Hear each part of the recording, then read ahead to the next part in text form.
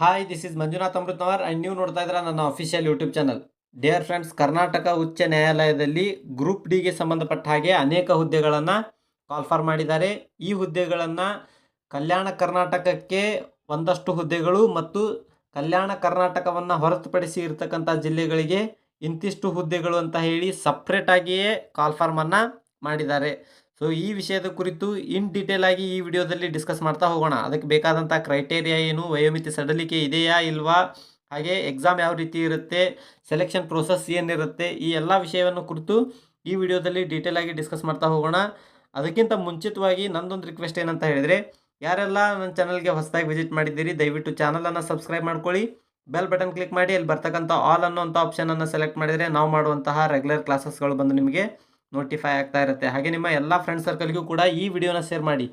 ಎಷ್ಟೋ ಅಭ್ಯರ್ಥಿಗಳಿಗೆ ಇದು ನನಗೆ ಯೂಸ್ ಇಲ್ಲ ಅಂತ ಅನಿಸಿದ್ರು ಕೂಡ ಈಗಿನ ಸಿಚುವೇಷನಲ್ಲಿ, ಪ್ರೆಸೆಂಟ್ ಸಿಚುವೇಷನಲ್ಲಿ ಅದು ಗ್ರೂಪ್ ಡಿ ಆಗಿರಲಿ ಅಥವಾ ಗ್ರೂಪ್ ಸಿ ಆಗಿರಲಿ, ಯಾವುದೇ ಹುದ್ದೆ ಆದರೂ ಕೂಡ ತುಂಬ ಇಂಪಾರ್ಟೆಂಟ್ ಆಗಿದೆ. ಕಾಲ್ಫಾರ್ಮ್ಗಳು ಆಗ್ತಾ ಇಲ್ಲ, ಅದಕ್ಕೋಸ್ಕರ ಆಗಿರ್ತಕ್ಕಂಥ ಕಾಲ್ಫಾರ್ಮಲ್ಲಿ ಒಂದು ಹುದ್ದೆಯನ್ನು ಪಡೆದುಕೊಳ್ಳುವುದು ಜಾಣತನ ಅಂತಲೇ ಹೇಳ್ಬೋದು.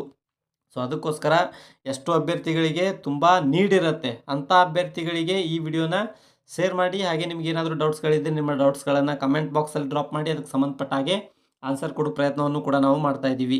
ಜೊತೆಗೆ ವಿಡಿಯೋಕ್ಕೆ ಲೈಕ್ ಮಾಡೋದನ್ನು ಮರಿಬೇಡಿ.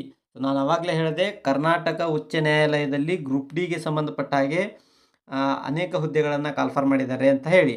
ಸೊ ಈ ಹುದ್ದೆಗಳಿಗೆ ಅಧಿಸೂಚನೆಯನ್ನು ದಿನಾಂಕ 22 ಏಪ್ರಿಲ್ 2026ನೇ ತಾರೀಕಿಗೆ ರಿಲೀಸ್ ಮಾಡಿದ್ದಾರೆ, ಅಂದರೆ ನೋಟಿಫಿಕೇಷನನ್ನು ಜಾರಿ ಮಾಡಿದ್ದಾರೆ. ಸೊ ಈ ಗ್ರೂಪ್ ಡಿಗೆ ಸಂಬಂಧಪಟ್ಟ ಹಾಗೆ ಯಾವೆಲ್ಲ ಹುದ್ದೆಗಳು ಬರ್ತಾವೆ ಅನ್ನೋದನ್ನು ನೋಡೋದಾದರೆ, ಜವಾನ್ ಹುದ್ದೆ, ಕಾವಲುಗಾರ, sweeper, house keeping, lift attender, ಸಹಾಯಕ ಬೈಂಡರ್, ದರ್ಜಿ, ದೋಬಿ, ಈ ಎಲ್ಲ ಹುದ್ದೆಗಳನ್ನು ಒಳಗೊಂಡಂತೆ ಗ್ರೂಪ್ ಡಿ ಹುದ್ದೆ ಅಂಥೇಳಿ ಕಾಲ್ಫರ್ ಮಾಡಿದ್ದಾರೆ. ಸೊ ಇಲ್ಲಿ ಮೊದಲಿಗೆ ನಾನು ನಾನ್ ಎಚ್ ಕೆ ಸಂಬಂಧಪಟ್ಟ ಹಾಗೆ ಎಷ್ಟು ಹುದ್ದೆಗಳಿದ್ದಾವೆ ಅನ್ನೋದನ್ನು ಡಿಸ್ಕಸ್ ಮಾಡ್ತಾ ಹೋಗ್ತೀನಿ. ಆಮೇಲೆ ಎಚ್ ಕೆ ವಿಭಾಗಕ್ಕೆ ಎಷ್ಟು ಹುದ್ದೆಗಳನ್ನು ಕೊಟ್ಟಿದ್ದಾರೆ ಅನ್ನೋದನ್ನು ಡಿಸ್ಕಸ್ ಮಾಡ್ತಾ ಹೋಗೋಣ. ಸೊ ಅದೆಲ್ಲದಕ್ಕಿಂತ ಮುಖ್ಯವಾಗಿ ಏನು ಮೋಸ್ಟ್ ಇಂಪಾರ್ಟೆಂಟ್ ಅಂತ ಹೇಳೋದಾದರೆ, ಕೊನೆಯ ದಿನಾಂಕವನ್ನು ಮುಂಚಿತವಾಗಿ ಕೊಟ್ಬಿಟ್ಟಿದ್ದಾರೆ. ಅಪ್ಲಿಕೇಶನ್ ಸಲ್ಲಿಕೆ ಮಾಡಲಿಕ್ಕೆ ಕೊನೆಯ ದಿನಾಂಕ 21 ಮೇ 2026 ಕೊನೆಯ ದಿನಾಂಕ ಆಗಿರುತ್ತೆ. ಸೊ ಅದೇ ರೀತಿ ಇಲ್ಲಿ ಇನ್ನೊಂದು ಇನ್ಫಾರ್ಮೇಷನ್ ಇದೆ, ಅಪ್ಲಿಕೇಶನನ್ನು ಆನ್ಲೈನ್ ಮೂಲಕವೇ ನೀವು ಸಬ್ಮಿಟ್ ಮಾಡಬೇಕು. ನಾ ಬೈ ಹ್ಯಾಂಡ್ ಹೋಗಿ ಕೊಟ್ಟು ಬರ್ತೀನಿ, ಹಾಗೆ ಹೀಗೆ ಸ್ಪೀಡ್ ಪೋಸ್ಟ್ ಮಾಡ್ತೀನಿ ಅಂದರೆ ಇಲ್ಲ, ನೀವು ಅಪ್ಲಿಕೇಶನನ್ನು ಆನ್ಲೈನ್ ಮೂಲಕವೇ ಸಬ್ಮಿಟ್ ಮಾಡಬೇಕು. ಹಾಗಿದ್ದಾಗ ಸೊ ಕಲ್ಯಾಣ ಕರ್ನಾಟಕವನ್ನು ಹೊರತುಪಡಿಸಿ ಉಳಿದ ಡಿಸ್ಟಿಕ್ಗಳಿಗೆ ಎಷ್ಟು ಹುದ್ದೆಗಳನ್ನು ಕಾಲ್ಫರ್ ಮಾಡಿದ್ದಾರೆ ಅಂತ ಹೇಳಿದರೆ 93 ಹುದ್ದೆಗಳನ್ನು ಕಾಲ್ಫರ್ ಮಾಡಿದ್ದಾರೆ. ಈ 93 ಹುದ್ದೆಗಳ ಬಗ್ಗೆ ಡೀಟೇಲ್ ಆದಂಥ ಮಾಹಿತಿಯನ್ನು ನಾನು ನಿಮಗೆ ಕೊಡ್ತಾ ಹೋಗ್ತೀನಿ. ಎಲ್ಲ PDF ಅಲ್ಲಿರ್ತಕ್ಕಂಥ ಎಲ್ಲ ಮಾಹಿತಿಯನ್ನು ನಾನು ಇಲ್ಲಿ ಓದ್ತಾ ಹೋಗಲ್ಲ. ಸೊ ನೀವು ನಿಮಗೆ ಬೇಕಾಗಿರ್ತಕ್ಕಂಥ ಮಾಹಿತಿಯನ್ನು ನಾನು ಹಿಂಗೆ ಸ್ಕ್ರೋಲ್ ಮಾಡುವಾಗ ವಿಡಿಯೋ ಪಾಸ್ ಮಾಡಿಕೊಂಡು ಎಲ್ಲ ಮಾಹಿತಿಯನ್ನು ಸರಿಯಾಗಿ ಒಂದು ಸಾರಿ ಓದ್ಕೊಂಡು ಆಮೇಲೆ ಅಪ್ಲಿಕೇಶನನ್ನು ಸಬ್ಮಿಟ್ ಮಾಡಿ. ಸೊ ಮುಖ್ಯವಾಗಿ ನಾನು ಹೇಳೋದಂದರೆ, ಅಭ್ಯರ್ಥಿಗಳು ಕರ್ನಾಟಕ ಉಚ್ಚ ನ್ಯಾಯಾಲಯದ ವೆಬ್ಸೈಟ್ ಆಗಿರ್ತಕ್ಕಂತಹ judiciary.karnataka.gov.in ಈ ವೆಬ್ಸೈಟಿಗೆ ವಿಸಿಟ್ ಮಾಡಿ ಆನ್ಲೈನ್ ಅರ್ಜಿಯನ್ನು ಸಲ್ಲಿಸಬಹುದೆಂದು ಸೂಚಿಸಲಾಗಿದೆ. ಖಾಲಿ ಇರ್ತಕ್ಕಂಥ ಹುದ್ದೆಗಳ ವಿವರ ಈ ಕೆಳಕಂಡಂತಿದೆ. ಒಟ್ಟು ನಾನು ಆವಾಗಲೇ ಹೇಳಿದೆ, ಟೋಟಲ್ 93 ಹುದ್ದೆಗಳನ್ನು ಕಾಲ್ಫರ್ ಮಾಡಿದ್ದಾರೆ ನಾನ್ ಎಚ್ ಕೆ ವಿಭಾಗಕ್ಕೆ. ಸೊ ಆ 93 ಹುದ್ದೆಗಳು ಯಾವ್ಯಾವ ವಿಭಾಗಕ್ಕೆ ಅಂದರೆ ಯಾವ್ಯಾವ ಹುದ್ದೆಗಳಲ್ಲಿ ಡಿವೈಡ್ ಮಾಡಿದ್ದಾರೆ ಅಂತ ನೋಡೋದಾದರೆ, ಮೊದಲಿಗೆ ಜವಾನ, ಕಾವಲುಗಾರ, ಸ್ವೀಪರ್, ಹೌಸ್ ಕೀಪಿಂಗಿಗೆ ಅಂತ ಸಂಬಂಧಪಟ್ಟ ಹಾಗೆ 85 ಹುದ್ದೆಗಳನ್ನು ಕಾಲ್ಫರ್ ಮಾಡಿದ್ದಾರೆ. ಇಲ್ಲಿ 84 ಪ್ಲಸ್ ಒಂದು ಸ್ಟಾರ್ ಮಾರ್ಕಲ್ಲಿದೆ. ಆ ಸ್ಟಾರ್ ಮಾರ್ಕಲ್ಲಿರುವಂತಹ ಹುದ್ದೆ ಬ್ಯಾಕ್ಲಾಕ್ ಹುದ್ದೆ ಆಗಿರುತ್ತೆ. ಸೊ 84 ಪ್ಲಸ್ 1 ಅಂತ ಹೇಳಿದರೆ 85 ಹುದ್ದೆಗಳನ್ನು ಈ 4 ಹುದ್ದೆಗಳಿಗೆ ಅಂದರೆ ಈ 4 ವಿಭಾಗಕ್ಕೆ ಸಂಬಂಧಪಟ್ಟ ಹಾಗೆ ಕಾಲ್ಫರ್ ಮಾಡಿದ್ದಾರೆ. ಅದರ ಜೊತೆಗೆ ಲಿಫ್ಟ್ ಅಟೆಂಡರ್ ಅಂತ ಒಂದು ಪೋಸ್ಟ್ ಇದೆ, ಅದಕ್ಕೆ 5 ಹುದ್ದೆಗಳನ್ನು ಕಾಲ್ಫರ್ ಮಾಡಿದ್ದಾರೆ. ಸಹಾಯಕ ಬೆಂಡರ್ ಅಂತ ಪೋಸ್ಟ್ ಇದೆ, 1 ಹುದ್ದೆಯನ್ನು ಕಾಲ್ಫರ್ ಮಾಡಿದ್ದಾರೆ. ದರ್ಜಿ ಅನ್ನೋದಕ್ಕೆ 1 ಹುದ್ದೆ, ದೋಬಿ ಅನ್ನೋದಕ್ಕೆ 1 ಹುದ್ದೆಯನ್ನು ಕಾಲ್ಫರ್ ಮಾಡಿದ್ದಾರೆ. ಈ 85 ಪ್ಲಸ್ 5 ಈ ಮೂರನ್ನು ಸೇರಿಸಿ ಒಟ್ಟಾರೆಯಾಗಿ 93 ಹುದ್ದೆಗಳನ್ನು ಕಾಲ್ಫರ್ ಮಾಡಿದ್ದಾರೆ. ಸೊ ಈ 93 ಹುದ್ದೆಗಳಿಗೆ ಸಂಬಂಧಪಟ್ಟ ಹಾಗೆ ಮುಖ್ಯವಾಗಿ ಯಾವ ಯಾವ ಪ್ರವರ್ಗಕ್ಕೆ ಎಷ್ಟೆಷ್ಟು ಹುದ್ದೆಗಳು ಬರ್ತವೆ ಅನ್ನೋದನ್ನು ಇಲ್ಲಿ ಡೀಟೇಲ್ ಆಗಿ ಕೊಟ್ಟಿದ್ದಾರೆ. ನೀವು ಅದನ್ನು ನೋಡಿಕೊಂಡು ನಿಮ್ಮ ಪ್ರವರ್ಗಕ್ಕೆ ಎಷ್ಟು ಹುದ್ದೆಗಳಿದ್ದಾವೆ ಅನ್ನೋದನ್ನು ಚೆಕ್ ಮಾಡಿ ಆಮೇಲೆ ಅಪ್ಲಿಕೇಶನನ್ನು ಸಬ್ಮಿಟ್ ಮಾಡಿ. ಇನ್ನು ಇದರ ನೆಕ್ಸ್ಟ್ ಬರ್ತಕ್ಕಂಥದ್ದು ವೇತನ ಶ್ರೇಣಿ ಯಾವ ಯಾವ ಹುದ್ದೆಗಳಿಗೆ ಎಷ್ಟೆಷ್ಟು ವೇತನ ಶ್ರೇಣಿಯನ್ನು ಕೊಡ್ತಾ ಇದ್ದಾರೆ ಅಂತ ನೋಡೋದಾದರೆ ಇಲ್ಲಿ ಡೀಟೇಲ್ ಆಗಿದೆ, ಅದನ್ನು ಸ್ವಲ್ಪ ನೋಡಿ. ಜವಾನ, ಕಾವಲುಗಾರ, ಸ್ವೀಪರ್, ಹೌಸ್ ಕೀಪಿಂಗ್, ಸಹಾಯಕ ಬೈಂಡರ್, ದೋಬಿ ಈ ಎಲ್ಲ ಹುದ್ದೆಗಳಿಗೆ ಪೇ ಸ್ಕೇಲ್ ಏನಿದೆ ಲೆವೆಲ್ 2 ಅಲ್ಲಿದೆ. 19,900ರಿಂದ 63,200 ವೇತನ ಶ್ರೇಣಿಯನ್ನು ಕೊಡ್ತಾ ಇದ್ದಾರೆ. ಹಾಗೆಯೇ ಲಿಫ್ಟ್ ಅಟೆಂಡರ್ ದರ್ಜಿಗೆ ಸಂಬಂಧಪಟ್ಟ ಹಾಗೆ ಪೇ ಸ್ಕೇಲ್ ಲೆವೆಲ್ 3 ಇದೆ. ಅಂದರೆ 21,700ರಿಂದ 69,100ರವರೆಗೂ ಕೂಡ ವೇತನ ಶ್ರೇಣಿಯನ್ನು ಕೊಡ್ತಾ ಇದ್ದಾರೆ. ಸೊ ಇದು ವೇತನ ಶ್ರೇಣಿಗೆ ಸಂಬಂಧಪಟ್ಟದ್ದಾದರೆ, ಇನ್ನು ಆಯ್ಕೆ ವಿಧಾನ ಯಾವ ರೀತಿ ಇರುತ್ತೆ ಅಂತ ಹೇಳಿದರೆ ಇಲ್ಲಿ ಒಂದಷ್ಟು ಇನ್ಫಾರ್ಮೇಷನನ್ನು ಕೊಟ್ಟಿದ್ದಾರೆ.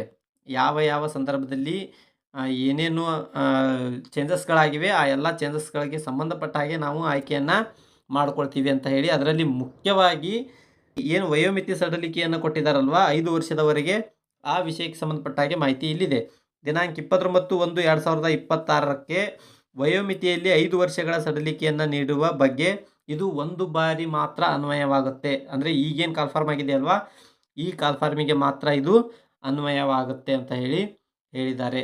ಸೊ ವಯೋಮಿತಿ ನಿಮಗೆ ಕೆಳಗಡೆಗೆ ನಾನು ತೋರಿಸ್ತೀನಿ ಯಾವ್ಯಾವ ಹುದ್ದೆಗಳಿಗೆ ಎಷ್ಟೆಷ್ಟು ವಯೋಮಿತಿ ಇರಬೇಕು ಅಂತ ಹೇಳಿ. ಆ ವಯೋಮಿತಿಯನ್ನು ಹೊರತುಪಡಿಸಿ 5 ವರ್ಷದವರೆಗೂ ಕೂಡ ವಯೋಮಿತಿಯಲ್ಲಿ ಸಡಿಲಿಕೆ ಇರುತ್ತೆ. ಇನ್ನು ಮುಖ್ಯವಾಗಿ ವಿದ್ಯಾರ್ಹತೆಯ ಬಗ್ಗೆ ಮಾತನಾಡೋದಾದರೆ ಅರ್ಜಿ ಸಲ್ಲಿಸಲಿಕ್ಕೆ ಏನು ಕೊನೆಯ ದಿನಾಂಕ ಇದೆ ಅಲ್ವಾ, ಆ ಕೊನೆಯ ದಿನಾಂಕದಲ್ಲಿ ಅವ್ರು ಕೊಟ್ಟಿರ್ತಕ್ಕಂಥ ವಿದ್ಯಾರ್ಹತೆಯನ್ನು ನೀವು ಕಂಪ್ಲೀಟ್ ಮಾಡಿರಬೇಕು. ಅದ್ರ ಜೊತೆಗೆ ಯಾವೆಲ್ಲ ರಿಸರ್ವೇಷನ್ನಲ್ಲಿ ನೀವು ಅಪ್ಲಿಕೇಶನ್ ಹಾಕ್ಬೇಕಂತ ಇದ್ದೀರಿ ಅಂತಹ ರಿಸರ್ವೇಷನ್ಗೆ ಸಂಬಂಧಪಟ್ಟಾಗೆ ಎಲ್ಲವೂ ಕೂಡ ಇನ್ ಡೇಟ್ ಒಳಗಡೆ ಸರ್ಟಿಫಿಕೇಟ್ಗಳನ್ನು ಇಟ್ಕೊಂಡಿರಬೇಕು. ಸೊ ಮುಖ್ಯವಾಗಿ ಜವಾನ್, ಕಾವಲುಗಾರ, ಸ್ವೀಪರ್, ಹೌಸ್ ಕೀಪಿಂಗಿಗೆ ಸಂಬಂಧಪಟ್ಟ ಹಾಗೆ 10ನೇ ತರಗತಿಯನ್ನು ಪಾಸ್ ಮಾಡಿರಬೇಕು ಅಥವಾ ತತ್ಸಮಾನ ಪರೀಕ್ಷೆಯಲ್ಲಿ ತೇರ್ಗಡೆಯನ್ನು ಹೊಂದಿರಬೇಕು.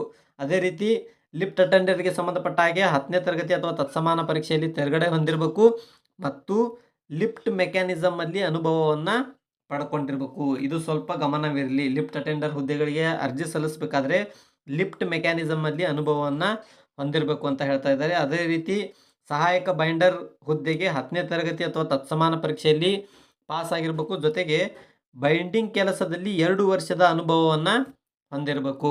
ಇನ್ನು ದರ್ಜಿಗೆ ಸಂಬಂಧಪಟ್ಟ ಹಾಗೆ 10ನೇ ತರಗತಿ ಅಥವಾ ತತ್ಸಮಾನ ಪರೀಕ್ಷೆಯಲ್ಲಿ ಪಾಸ್ ಆಗಿರಬೇಕು. ಹಾಗೆ ದರ್ಜಿ ಕೆಲಸದಲ್ಲಿ 3 ವರ್ಷದ ಅನುಭವವನ್ನು ಹೊಂದಿರಬೇಕು. ಜೊತೆಗೆ ದೋಬಿಗೆ ಸಂಬಂಧಪಟ್ಟ ಹಾಗೆ 10ನೇ ತರಗತಿ ಅಥವಾ ತತ್ಸಮಾನ ಪರೀಕ್ಷೆ ಪಾಸ್ ಆಗಿರಬೇಕು. ದೋಬಿ ಕೆಲಸದಲ್ಲಿ ಅನುಭವವನ್ನು ಹೊಂದಿರಬೇಕು. ಇಲ್ಲಿ ವಯೋಮಿತಿಗೆ ಸಂಬಂಧಪಟ್ಟ ಹಾಗೆ ಇನ್ಫಾರ್ಮೇಷನ್ ಇದೆ. ಆ ಇನ್ಫಾರ್ಮೇಷನನ್ನು ನೋಡೋದಾದರೆ ಸಾಮಾನ್ಯ ಅಭ್ಯರ್ಥಿಗಳಿಗೆ 40 ವರ್ಷ, ಇತರೆ ಹಿಂದುಳಿದ ವರ್ಗಗಳು ಅಂದರೆ 2A, 2B, 3A, 3Bಗೆ ಸಂಬಂಧಪಟ್ಟ ಹಾಗೆ 43 ವರ್ಷ, SC, ST ಮತ್ತು ಪ್ರವರ್ಗ 1ಕ್ಕೆ ಸಂಬಂಧಪಟ್ಟ ಹಾಗೆ 45 ವರ್ಷದವರೆಗೆ ವಯೋಮಿತಿಯನ್ನು ನೀಡಿದ್ದಾರೆ.